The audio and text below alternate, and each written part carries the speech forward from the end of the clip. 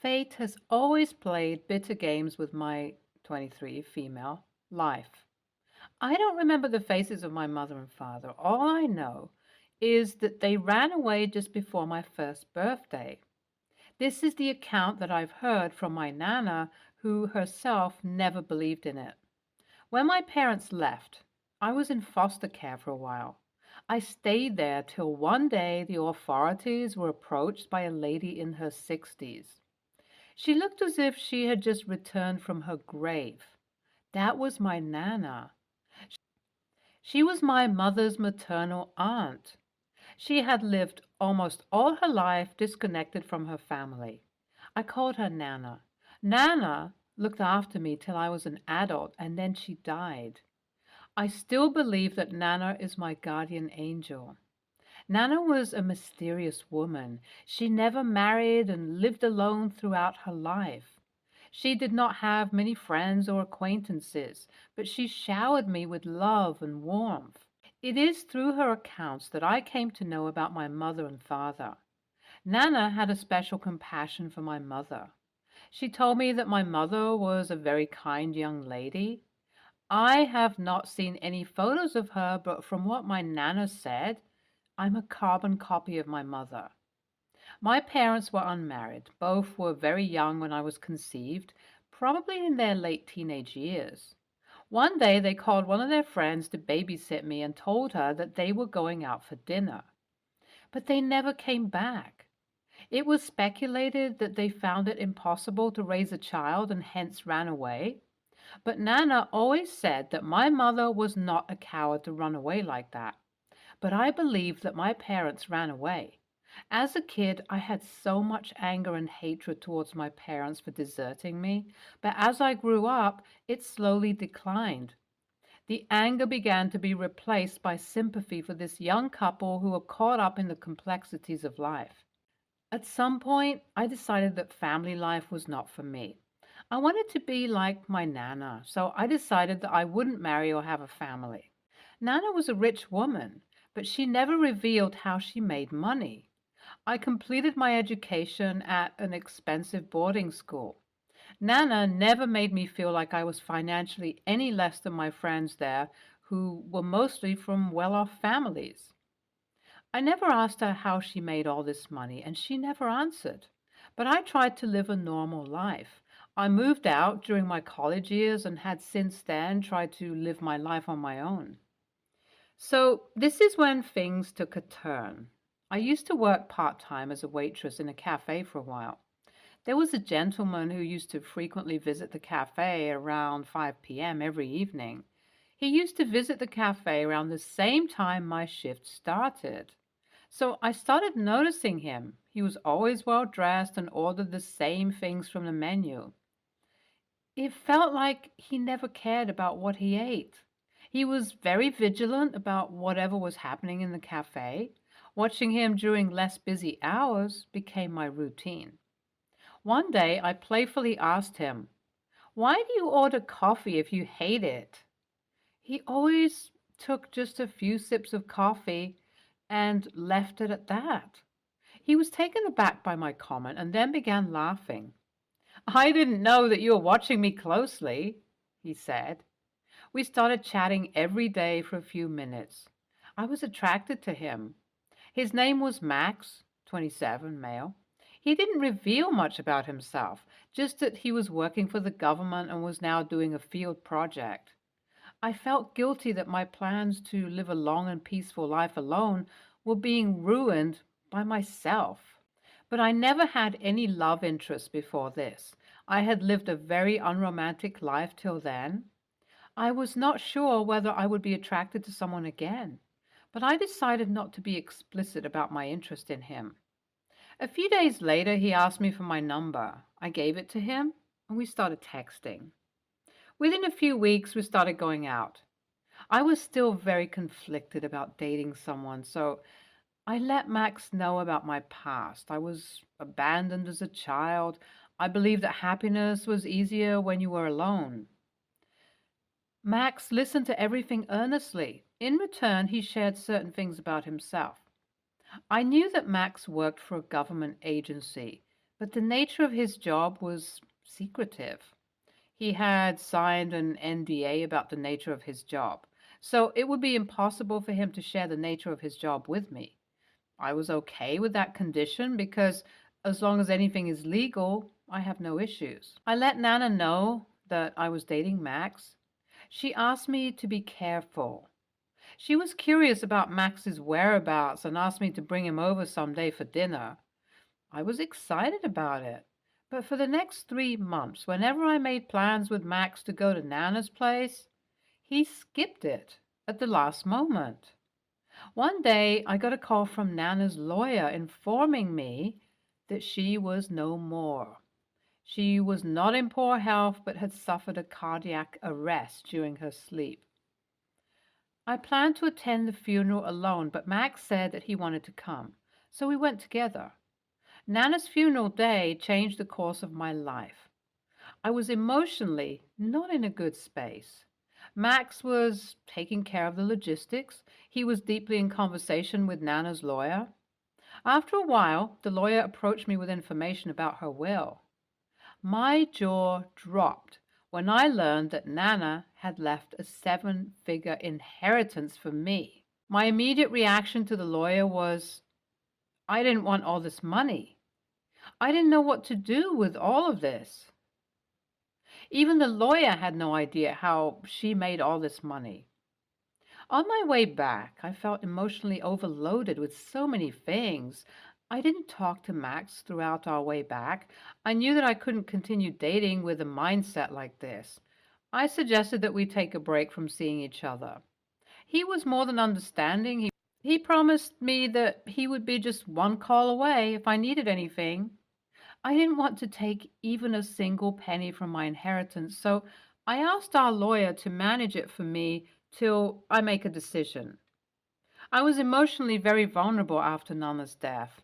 I miss my mom and dad. I miss being loved by someone. Pushing Max away did not help me at all. The following days, the days that followed, were horrible. I was grieving Nana's death. Nana was the last person I had in this world. That realization made me feel very lonely. But Max checked on me every day. Though initially I did not appreciate it much, I later realized how his calls were helping me. He made me feel better. He was not expecting anything in return. It had been a while since I had gone out, so one day Max took me out for dinner. We both agreed that it was strictly not a date, but as we spent time together, I realized how secure I felt in his presence. That dinner ended with a long kiss. We started going out together again. Life was going smoother. Max took me to his parents' house a few times. His parents made an adorable couple. I was slowly realizing how happy being a family could make a person. All my life I lived with my Nana and thought living alone was the best. This was the first time I was seeing a family up close, and I started to feel that this was better. I began to trust Max more. He helped me deposit my inheritance in a high-yield savings account. Life was going smoothly. I felt secure. So when Max proposed, I said yes. Today was our wedding day. It was supposed to be one of the happiest days of my life, but it has left me questioning all the good things in my life. A few hours before marriage, I got a call from a woman. She didn't say much, but warned me that my life would be in danger if I went through with the marriage. I cut the call immediately. She called again. I asked her who she was. "Mom," she said. That reply cut through me. "You can come outside if you want to meet us." My head said that this was a joke, but my heart wanted me to go check it out. I met a woman and a man outside. The woman looked a bit like me at places. I told them that I couldn't trust someone randomly showing up at my wedding after all these years to claim that they were my parents. I was trembling. The man asked me if I knew where Max worked. He worked for a government agency. I repeated as he said to me. He told me that Max was a con man and I shouldn't trust him. When I refused to believe them, they produced a photo of them with my Nana. I recognized Nana instantly, and by this time I saw my mother-in-law rushing towards me. Without any explanation, she pushed me inside. She asked me if I knew them. I stayed silent. I was processing what had just happened. When I started crying, my mother-in-law hugged and consoled me. She said that it was all right. I told her about the conversation I had outside. She was not surprised at all, and with a straight face she told me that those could be actors. It was common for people to fake kinship when the news of some hefty inheritance leaked. She hugged me close. Max had reached us by then. He supported what his mother said. I did not want to think then. I did not want to spoil my wedding, so I went on with the wedding. But all the while I felt guilty about not conversing more with the man and woman who showed up as my parents. I pushed them away. The woman looked a lot like me as well, but I did not take any effort to check their authenticity. Am I the a-hole for not making any effort to recognize whether the people who turned up at my wedding were the parents I lost years ago? Update 1. I felt weird that Max and his parents kept on asking me whether they contacted me again or not. He asked me to block their contact number as well. He had seen many such cases in his field of work. I blocked the number while we were together, but I was conflicted. So I took the blocked contact list to unblock them and saw that Nana's lawyer's number was also blocked. That looked strange. I called the lawyer first. He told me that he contacted my parents as directed by my Nana before her death. They responded late. I told him what had happened at the wedding. He asked me to call them back soon. This time I was sure that Max was hiding something from me. I called them and they told me to meet for lunch today. We'll update you guys soon. Update 2. Oh God, I never imagined my life would turn this cinematic. My parents were not ready to expand on anything, but from what they said, all the money that I inherited from Nana was blood money. They had so many questions about Max. I realized that I didn't know a whole lot about him as well. Weeks before her death, Nana made her lawyer investigate the whereabouts of my parents. But it took him some time to find them. Nana doubted whether Max was the same person who visited her about a business deal a few months earlier to him meeting me. That man knew a great deal about our family, which scared Nana. I remembered how Nana asked me to send photos of Max, but we both were generally hesitant to get photographed. He always reminded me that his work required a level of anonymity as well. Nana didn't want to panic me, but was worried about what would happen to me after her death. So she arranged for her lawyer. The parents, with the help of the lawyer and a few other resources, investigated Max before showing up at my wedding. From their account, the only sensible conclusion was that Max was staging everything to somehow get hold of my inheritance money. His parents were also in it. I remembered how the lawyer's contact on my phone was blocked. Only Max had access to my phone, so this was him. I'm emotionally devastated but happy at the same time. The last few months of my life have been a roller coaster. I don't think I'll be able to trust anyone anymore. Update 3. 2 weeks later, I am here with my parents far away from Max. They did not even allow me to go back to my apartment to pack my things. My parents told me it won't be safe. I didn't want to risk my life again. I'm not sure what happened to Max. My mother said that he has been taken care of. I don't think I want to know what that means. My father said that it's best not to use the inheritance money that my Nana left me. I'm yet to decide what to do with it, but I feel like my life is slowly attaining some normalcy. At least, that's what I keep telling myself. NTA. Phew. It felt like I was on the edge of my seat by the time I finished your account. You have time after the wedding to investigate more into all this.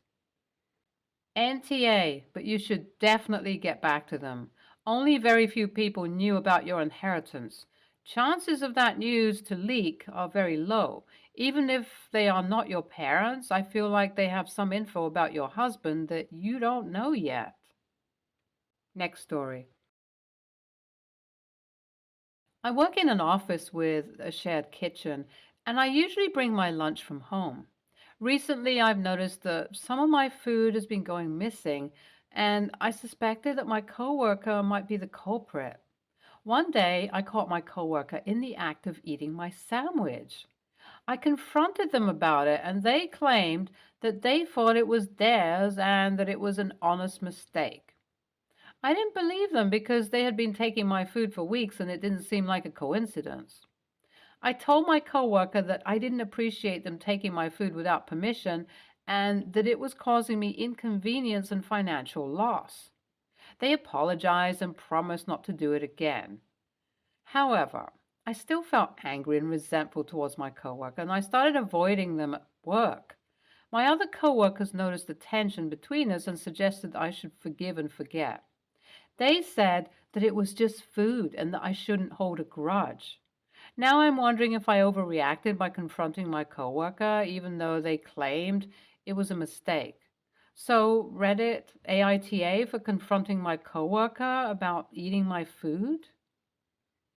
NTA. If it was an honest mistake, then the coworker would have immediately offered to buy you lunch or do something to otherwise make up for it. Tell your HR and make a paper trail in case the issue escalates. NTA. He tried to pull the "it was an accident" BS. He only apologized because he got caught. If he was doing it for weeks, he would do it forever if he was never confronted. Your coworkers are telling you to forgive and forget, but are they telling the sandwich thief to make up for what he did? A forced apology isn't shit. If he was actually sorry, he'd make it up to you. Next story. I, 27, female, live in a small village in the UK in a terraced house. My property is the only house on the street that's privately rented, as my landlord bought her house from the council a long time ago. Every other house is council owned. I've lived here for about 2 years now. I have a neighbor, Helen, 63, female, who has been a nuisance since I moved in, and apparently the entire time she's lived here. She harasses all of our neighbors about little things like what time they take their bins out, how empty or full their recycling bins are, etc. When I moved in, she made a few comments about how she hates that young persons moved in and how I'm probably going to be a party animal. That's not true. I have a full-time job and I'm studying for a PhD. I don't have time for parties, and I'm rarely home during the week. A few months ago, she complained that she didn't like that a tree in my front garden blocked the light coming into her garden, so I cut the branches short so it wouldn't be an issue. Then she complained they were too short. She complained about the noise from a dinner party I had at New Year's to everyone but me. Since I moved in, she's found something to complain about at least once a week. But my girlfriend moved in with me 6 months ago, and since then, it's been constant, almost daily. Her biggest complaint is that my girlfriend always comes home dirty, and sometimes there's mud on the communal path, which we always clean. My girlfriend is a field archaeologist. Obviously, she gets dirty. No one else minds. I've asked. The final straw came last week. I've had various people over to interview them for my thesis, all men. She told my girlfriend I was cheating on her because I'd had 10 gentlemen callers this week. It was 3 elderly French men. My girlfriend freaked out and we had a massive fight where both of us were confused before we realized. I filed a complaint with our council. Unbeknownst to me, our council has 3 strikes and you're out policy. I was the 3rd complaint. Now she faces the possibility of having to move or be evicted in her 60s. I didn't intend for that to happen. She's been accosting us every time she sees us since. AITA? NTA, people like that have nothing better to do but putting their nose in everyone else's business. Since she's meddled in your relationship, you had every right. And after putting up with it for so long, who knows how many people put up with so much without complaining? You have the right to live in peace. NTA, it wasn't you who got her kicked out. She already had 2 strikes to her name, and yet she didn't change her behavior. At this point, it wasn't you. It would be someone else. Also, you made your complaint to a third party who made the actual decision and decided on the punishment. Once you filed the complaint, it was out of your hands. Of course she will blame you. People like her are masters at not taking responsibility for their own actions. If she didn't want to be evicted when in her 60s, then all she had to do was be civil to her neighbors. Also, unfortunately, I think you're also being made a scapegoat by the council. They probably wanted to get rid of her for years and are using your complaint as their excuse to do so, and are also letting you take the heat for their decision. NTA, she's a busybody who is making it her business when it isn't. She has known about her previous strikes and yet continued with her behavior. She either didn't think the rules applied to her, most likely, or just didn't care to follow them. Her behavior is what has caused this. She has had 2 other opportunities to mind her own business and leave her neighbors alone. Stay tuned for more stories from our girl relationships.